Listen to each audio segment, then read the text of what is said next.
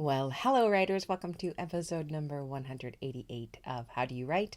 I'm Rachael Herron. So thrilled you're here with me today as we are talking to Elizabeth Kay, who wrote a phenomenal novel called Seven Lies. And she, which I learned during our interview, is actually an editor and kind of came into writing from that standpoint. So it's a fascinating interview. I think you're really going to enjoy it. Hope that you do. I'm sure that you will. And just a quick catch up on what's going on around here. I am just revising again. I live in revision land. It's wonderful, and it's hard. And I think that I'm at the point with this book where I just want maybe to be writing a different book. We all get to that point where we're like, oh God, I don't want to look at this scene even one more time. And I need to. This is the fourth revision that I'm doing for my editor. And when I get to a scene, I'm like, welcome, friend. Good grief. Back again. I will say something. I got pro writing aid. I had used Grammarly for a long time to kind of check to see. I am really, really bad at doubling words or leaving words out. I type very fast and my brain goes too fast. And usually, like, one word every three sentences is left out, and it's often an important word. So Grammarly was helping me with that. However, I tried Pro Writing Aid, which was cheaper to buy outright and have it forever than it was to have Grammarly. And I just tested it out this week with a Patreon essay, and it was very, very helpful. While I was looking at my revisions of my book yesterday, I tried putting in a chapter to use Pro Writing Aid, and it was overwhelming. It actually got me way too far into the minutia of editing, and I'm not quite there yet. I'm still dealing with some character issues and some plot issues. So I need to back out, but I know that at the very last point, when I'm about to send it to my editor, I will run it through Pro Writing Aid, which I like a lot more than Grammarly, especially for it pointing out unwieldy sentences and words or phrases that you have repeated too many times. I've got a pretty good ear for repeats now. It used to be terrible when I started this game. I would use the word bus, twice in a paragraph or whatever. And I wouldn't hear that you don't want to use the same word two or three times close together on a page. It's hard to see. That's what editors see for you, so don't worry about that if you can't see it. But it is nice to also have a program that will point it out to you. So that was fun. In other big news, it's my birthday weekend. It's the 4th of July weekend as I record this. And I did something really fun today for my birthday. I went out into open water and swam in the bay. I got a wetsuit. I got it for my birthday for myself online. And I put it on, and a friend met me out there and kind of taught me how to sight as you swim, because it's a different experience. You have to raise your head to sight where you're going and to breathe.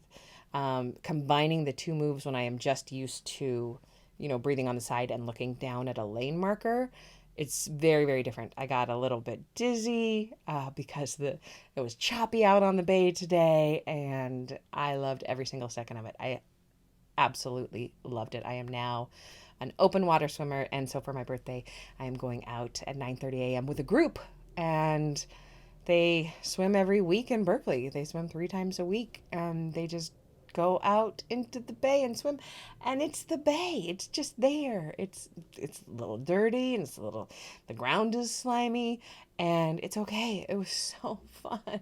I am such a water baby. I just want to have my body in water all the time. I always wanted to surf because I wanted just to sit on the surfboard. I never wanted to actually surf or get in line or deal with other people who are waiting in line to catch the surfing wave. I also didn't want a huge board that could hit me in the head. None of that. And I realized recently that no, I just wanted to go out in the ocean and hang out. And you can do that in a wetsuit. It's buoyant. You get tired of swimming, just kind of kick back and look up at the sky or roll around. It was so much fun. So I am a new convert, and I'm kind of obsessed, and I can't wait to go for my second time.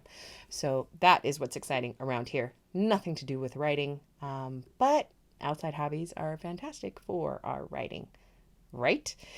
I hope that you are getting some work done. Please come to wherever I am online and tell me about it. I really love to hear from you all. And now we're just going to jump right into the interview with Elizabeth Kay. Please enjoy and happy writing to you. Well, I could not be more pleased today to welcome to the show Elizabeth Kay. Hello, Elizabeth. Hello, thank you so much for having me. Oh, I'm thrilled to. Loved your book. We're going to talk about that. Just a little introduction. Elizabeth Kay works in the publishing industry under a different name. She lives in London and has a first-class degree in English literature. And Elizabeth, your book, Seven Lies, as we record, it comes out tomorrow. Is that right? It does, yes. It's been out in the UK for a couple of months now, but out in the US tomorrow. Oh, okay. That is so exciting. We were just talking off air a little bit. This is your debut Yeah. novel. And you are the really the it girl right now. Does it feel like that? Are No, you? actually, I was maybe it's partly lockdown as well. I feel like I'm in a Yeah. weird little bubble in the middle of nowhere in a way. But Yeah. the whole thing has been really exciting. I mean, I'm so thrilled to see it published here and with you guys. So Oh, yeah, it's a bit of a whirlwind. it's one of those that I get a lot of offers from publicists on books and I don't always have the time to read the books, but Of your course. book looked so compelling that I picked it up and I just could not put it down. It was one of those.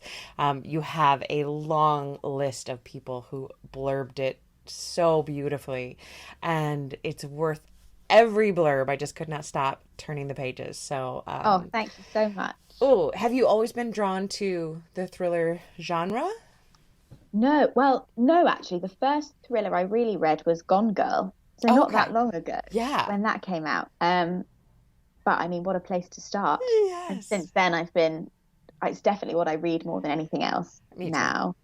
And I mean, there have been so many good novels in that space in the last few years. You're never short of a great book if that's your area. Never short. And if, once you get a couple friends who do the texting back and forth, oh, I got another one. You got to read this one. And your book was one of those that I'm Oh, telling all amazing. of Thank my you. tight thriller reader friends to Oh, read. good. But let's talk about your writing process because that's what we do on this show. Sure. So, what does your writing process look like? How did you get this done? I'm assuming, do you have another job in the industry on the side? Yeah, so I Yeah. work Monday to Friday as an editor Okay. for Penguin Random House in the UK. So this was very much a weekend project. So this Wow. was Saturdays, Sundays for about 9 months, 6 to 9 months was my first draft. And Wow. it was basically, I found that if I got dressed for the day, then I had to start the day. So as long as I stayed in my pajamas, it was easy to just pretend I was in kind of a weird limbo between night and day, where I would just sit down and write for a good few hours. So that was my process for getting the bulk of this novel done. That is so, so clever. I love that little hack. And I didn't realize that you were an editor there. What kind of literature do you edit at Penguin? I work quite a lot actually. I do a few thrillers, but not very many, but some kind of book club fiction, lots of non-fiction as Yeah. well. So a real mix. How did it feel coming to this book with your It was, editor's hat? Were you able to take the editor's hat off for the first no, draft? I'm terrible. I'm terrible at taking my editor hat off, and I much prefer, once I've done the first draft, I'm much happier kind of fiddling and playing around and Yeah. reworking. I find the first bit a real slog, um, trying to watch that word count go up really slowly. And I had worked on a few novels before this, tried to write things, and nothing had ever felt that exciting. So in a way, with this book, I wrote the first chapter, and it's in the voice of Jane, who's the main character. And once I had her, this felt so much easier. I would almost say I enjoyed the first draft of this Oh one my goodness, I because I can't really imagine. liked being in her head.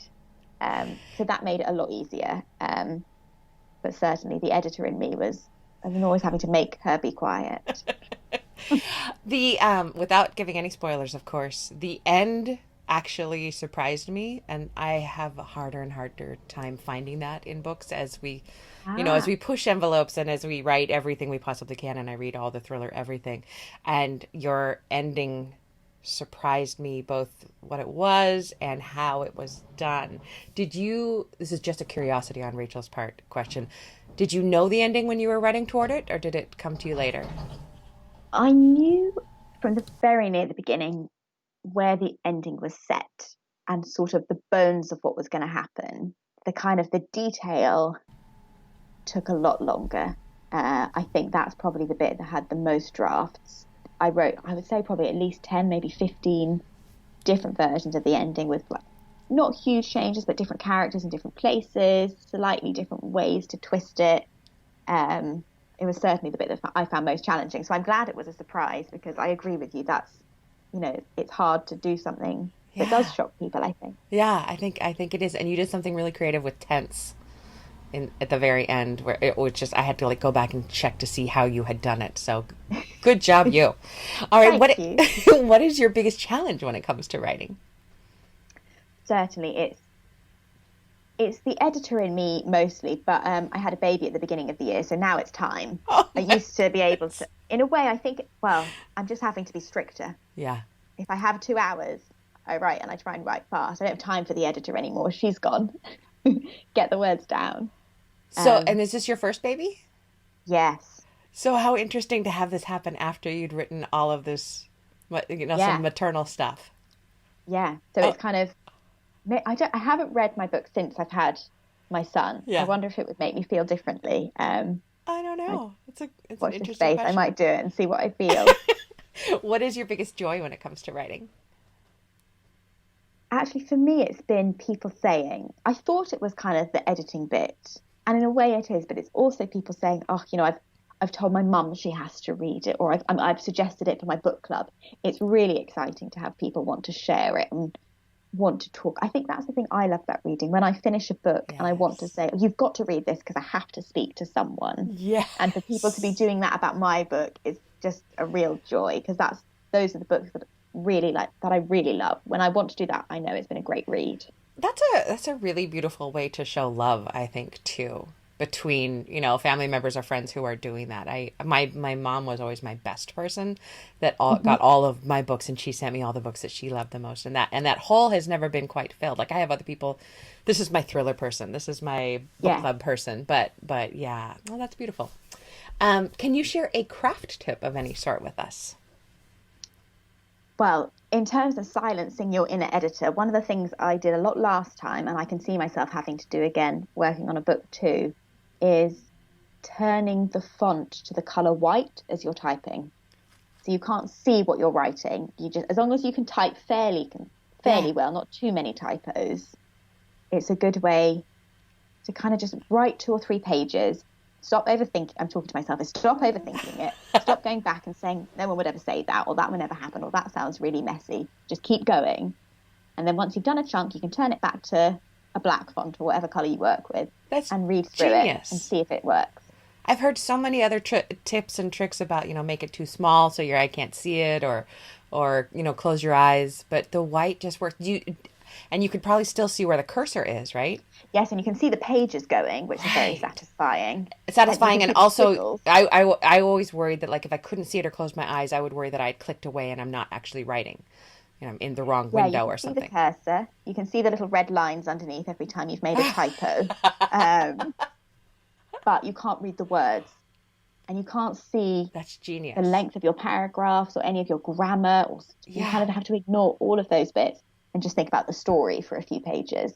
I am loving that. Thank you. That just blew my mind, and I can hear it blowing the minds of the listeners. So thank you. That's brilliant. Worth a try. Yes, absolutely. Oh my goodness. Okay. What thing in your life affects your writing in a surprising way? I think probably my mood. I find there are sometimes I'll be writing a chapter and I'll think, I just can't write this now. Or I'll be in a really bad mood or really cross about something, and I think I'm going to go write that chapter that I know needs to come soon. It's a really angry one. I'll go do that now. I'm not very good at kind of silencing myself to put on a different pair of glasses or a different coat. I'm far better to follow where I'm at. So you use it. You use the mood to do what you need to do.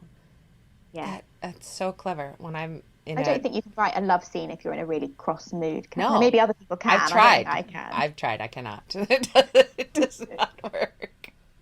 That's so much smarter. Usually when I'm in a grumpy mood, I just stomp things and avoid the page completely. That works as well, doesn't it? Sometimes you have to walk away. It feels pretty good, I gotta tell you. I just turned in a revision to my editor 4 days ago, so I'm still like high on the fumes of being done. So And having a bit of time where you're like, it's not my job anymore, it's someone else's job for a little bit. unfortunately, my editor is, I don't know about you, but she's one of those people, she'll get it back to me in a week. Oh, She'll, so you've got to make the most of this. she's horrible. So just know that as an editor, we love it when you say, "Oh, I hope to get to it in the next 6 weeks," and we're like, "No, you can take 8. You can take 12. I don't care." Yeah. Okay. What is the best book that you've read recently, and why did you love it? I have just finished reading Shari Le Pena's new novel, Ooh. Shari Le Pena, which is called The End of Her. It's out in the UK next month. I think it's probably similar in the US, Yeah. which is another, if you've read The Couple Next Door or any of her other books, Yeah. this is another brilliant suburban thriller. Great characters, love to hate most of them. Lots of good twists, really fast paced. So it's very much one to look out for. Perfect. She's Canadian, right? Is she Yes, she is. Canadian? Yeah. I've never heard the term suburban thriller. I've heard domestic thriller, but I really like the term suburban thriller because that's really And they're what also a hers. small town, aren't they? Yeah, absolutely. Door, neighbours, all of that. I love that. Thank you. And will you tell us a little bit, like your elevator pitch of Seven Lies, and tell us a little bit about it? Sure. So it's the story of two friends, Jane and Marnie, who've known each other since they were 11. It's the 7 lies that Jane tells to Marnie, which get more and more sinister as the novel goes on, and which result in a death near the middle of the novel and far darker things further on. I talk to my students a lot about that context shifting midpoint. And when you use that midpoint of, we will not name who died, but somebody died, I was like, yes, that's a perfect place. Death is always a I good think you thing should to start put in at the the middle. That's what midpoint. people say, isn't it? Work out what happens in the middle first. Yes, when I remember to do that, it works well. Usually I do. I'm always forgetting all the good advice that people are telling me. So So are you in the you know, process right now of writing book 2? I am writing a couple of book twos to see which one Ah, works best, good for you. see which one fits. Ah, So I'm kind of fleshing out a few first chapters to see whether one of them feels strong enough. I love that. Yay. All right, and where can people find you? They can find me if they'd like to. I'd love to hear from anyone who reads the book. If people Yes. enjoy it or have a question, I'm at Any Other Lizzie on Twitter and Instagram. So come find me there. Perfect. Thank you so very much for this interview, and thanks for a book that puts spring in my step again when it comes Brilliant. to the Thank you so thriller much. genre. So thank you. Thank you for having me. You're welcome.